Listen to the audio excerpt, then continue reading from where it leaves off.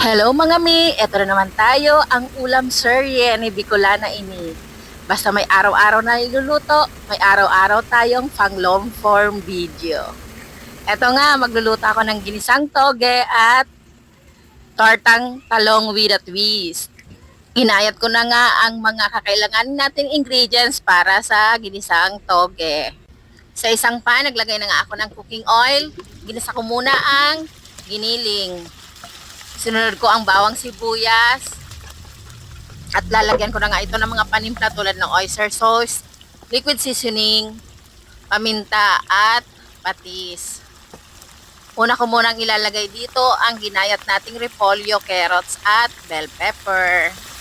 Ito nga pala ay favorite kong ulam kasi kahit konti ang kanin mo, pwede mong papakin. Pwede din maglagay ng tokwa, pero ayaw ko kasi ng may tokwa. Ayun nga, nilagay ko na rin ang toge. Yan, gisa-gisa lang. Naglagay ako ng, additional ako ng water.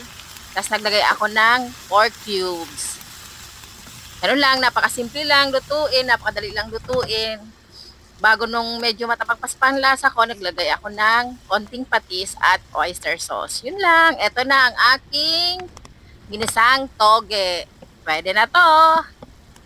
After nga nito, sinunod kong lutuin ang tortang talong. Meron nga pala akong tatlong talong. Diba? Lalaki ng talong. No more uling, no problem. Inihaw ko nga siya sa kalan.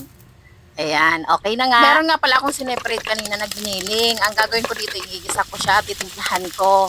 Gisa ko nga sa bawang sibuyas, silagyan ko ng oyster sauce at liquid seasoning, saka konting soy sauce. Tapos silagyan ko siya ng konting cornstarch para medyo magdikit yung pork. Yan ang ilalagay ko sa tortang talong. Sa isang pan nga, naglagay na nga ako ng cooking oil. Niluluto ko na ang tortang talong.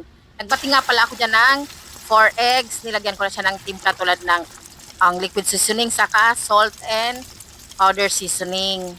Ayan, niluto ko na nga yung tortang talong. Nilagay ko nga yung ginisa kong giniling sa ibabaw. Bago nilagyan ko ng konting mixture ng egg. Ayan. Ganun lang, napakasimple lang. Pero masarap iulam. Ala, Kuya Jay lang. Diba? Sa Kuya Jay, ganyan ang tortang talong nila. Diba? Masarap iulam. Mas simpleng ulam, pero masarap. Eto na nga, luto na ang aking tortang talong.